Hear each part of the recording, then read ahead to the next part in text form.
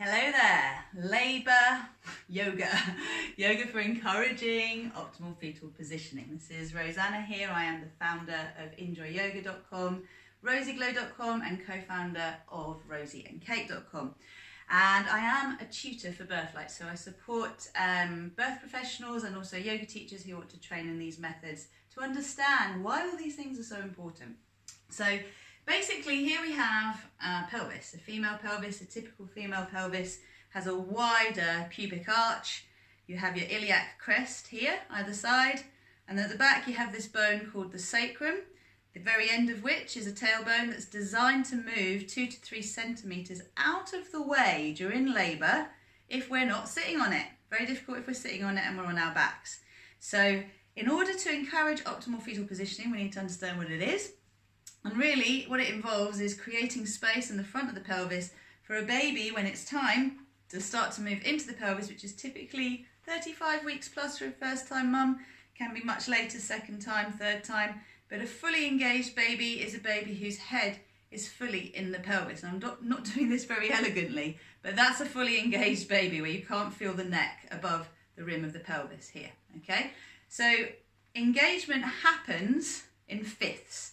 In England, it's measured in fifths, and the textbooks say that when you have 1/5 of the head in the pelvis, that means that the baby is 4/5 engaged, because 4/5 of the head is palpable. That means they can feel it. But of course, for the layperson, it's confusing because it seems like 4/5 are in the pelvis, but that's not the case. Only 1/5 is. Some birth professionals will just say 1/5 is 1/5, but it's always important to check. Every time you go and you have an appointment, they tell you how many fifths engaged your baby is to check whether that means the fifths are in or out. And that will then help you to know. And make sure you get the details because it does help. So of course, engagement is one aspect of optimal fetal positioning, but the other aspect is where is the baby's back. So the textbooks all say that the baby should start on the left side of the rim of the pelvis because it is presumed that all babies spiral out of the pelvis clockwise. So if it starts on the left, it only needs a quarter turn to get the head, the shoulders are lined up, so that we can start to make the descent through the birth canal and out into the world. However, we have found through the years that we have babies that start on the right hand side, and they're not intending to go clockwise, they're intending to go anti-clockwise. So what we do is, first of all, we decipher where the position of the baby is and whether that position is due to mum's postural habits, whether it's optimal for the mother's body and the baby, or whether it's actually something that we need to change. So, for example, if you have a habit of hanging out like this, so you push your left hip out, you hang out to your right, then this is where gravity is going to encourage your baby to go. In the same way that if you have a habit of locking your pelvis forward and locking your knees back, then the pelvis tilts slightly back, which encourages the baby into a back-to-back position. So again, if you look at the pelvis, and again, I'm just doing this to show you close up, you can see that whether the baby engages slightly to the left or slightly to the right, they can't actually get out until they line the shoulders up so they can start to come through.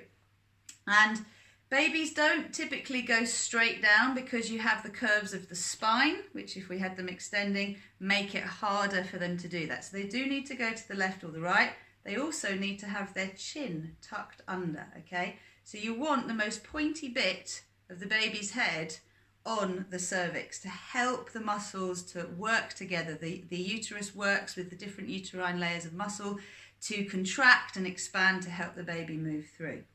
So in this instance, to help a baby to be at the front, either left or right, we have to understand that if we have got a baby that typically lies on the right, we're going to want to try and encourage them to move to the left. If we do that through the practices I'm going to show you, and they keep going back to the right, then I would really trust your baby to know that this is probably a baby that's going to go right to left rather than going all the way around. Now, why is it important that we do try and start on the left if our baby is intending to go all the way around? If you have a baby that's in the pelvis and they go from left to right, they only need that little quarter turn to get the shoulders in, okay? However, if you have a baby that starts on the right side, they've then got to do much more turning ending up in a back-to-back position, which is not great for mum or baby because it's spine-to-spine alignment, and that spine-to-spine alignment is painful because you've got nerves pressing against each other. And these are the babies that are born face up and often have trouble coming out, okay? So if you have a baby that is staying on the right but is going to move left, they are also only going to need a quarter turn, okay? So these practices that I'm going to show you are designed to help your baby to move into the pelvis fully and also to be able to start where they're meant to start so you can have the shortest journey. They can have the shortest journey out, okay? All right, so baby can come down for a second. Absolute basics. Careful about locking the knees back, pushing the hips forward. Let that go, okay? Knees bent, bum back.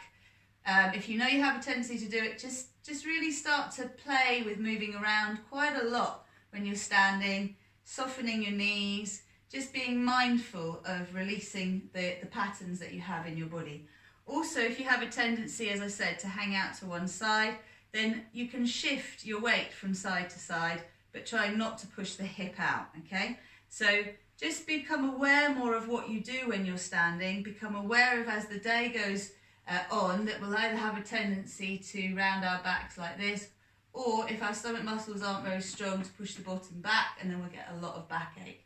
So the camel scoop is really good for strengthening your lower back muscles and also for reminding you to lean forward, to encourage baby to move down and through the pelvis, okay?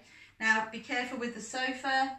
I'm sitting on a chair, but if you're hanging out on your sofa like this, if you're leaning back, if you're finding that your knees are higher than your hips, then any of these positions that you sit in are not going to be encouraging your baby to be forward. They're going to encourage your baby towards the back.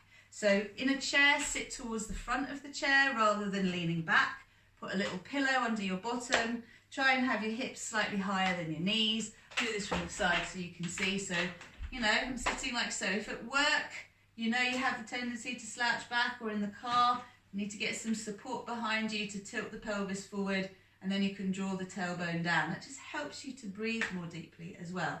So practices here, you know, sitting at home, just gently moving side to side, opening up the sides of the body. You're creating space at the front here, which helps you to breathe more deeply, but also encourages your baby to be forward. And one thing we can do in late pregnancy, I'll show you this first actually, is coming forward to come up, and then pushing back to come down. This is really important. Again, rather than doing the pregnant, this one, okay? Try and lean forward and back. Good. Okay, so in late pregnancy, it can be really helpful to straddle a chair. If you haven't got any SPD, any pelvic pain, then leaning forward over a chair, getting a nice little massage, this helps. Hips are higher than the knees. Also sitting on a ball, if the ball's higher than enough that your hips are higher than your knees, this is all very helpful. But in terms of practices that you can do, let's do this so you can see this way, okay? So if we wanted to actually help a baby to move a little bit further in, I've done a separate video which is for pre-labour, called pre-labour practices, and they're all basically essential saying the same thing. Lean forward, make the space in the pelvis to help your baby be born. So whether you're stretching in half squats, whether you are doing silly walks or micro moves, any of these birth-like practices that you've hopefully learnt through classes or the Rosie and Kate DVDs, then these will all really help you. But if you know you've got a baby that's lying on the right that you would like to change the position of, then carefully come to the floor. And if you have no pelvic pain, then you can bring up the right knee and bring the foot up on a chair.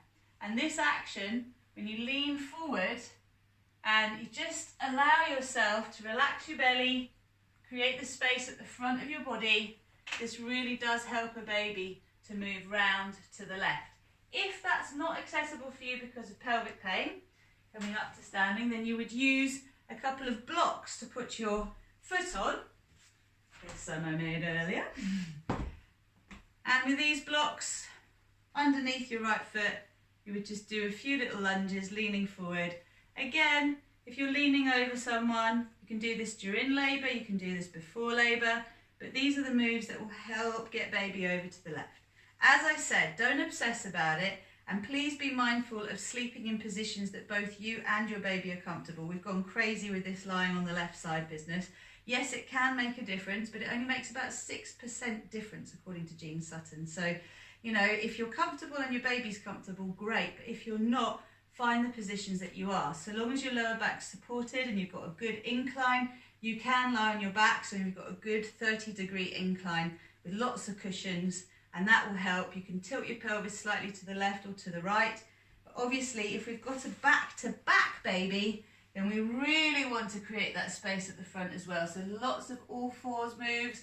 I'm going to show you the micro moves here because I've got lots of other videos on all fours. But the micro moves here are basically, you see how I'm tilting forward. I could even come down onto my elbows. So for those of you who can't be on your knees, this is a variation. And basically with the knees bent, just pushing your bottom back towards one heel as you breathe out, and then back to the center and pushing back to the other heel. And you work this until your body feels ready for the next bit, so it softens. You go into the U shapes, and from the U shapes you go to sideways figure of eights. All of these increase the inner circumference of your pelvis by 28%. So when it's labour time, it's amazing. Pre-labour, it's helping babies to come out a little bit, or just to shift their position in your body. So go both directions, and then you can do little scoops as well, and lots of little wobbles. So, you know, this whole idea, we need gravity to help baby descend, but if we know our baby isn't in an optimal position yet, going anti-gravity to help baby adjust their head position and their body will really help them to be able to, when you do come up upright, and this is where the pre-labour video comes in, to find a more optimal position moving down. So long as you're not locking your hips forward, trying to protect your back when you're walking, and you're not either waddling, sticking your bum out and overarching the lower back, you'll be fine. Remember, if you want more space, then deep abdominal breathing is essential. And the very basics of this are really learning that when you breathe in, you expand your belly out, and when you breathe out, just deflates back, breathing in and breathing out. And once you've got that bit, you can learn with the middle of the lungs. So you inhale, lungs inflate outwards and back.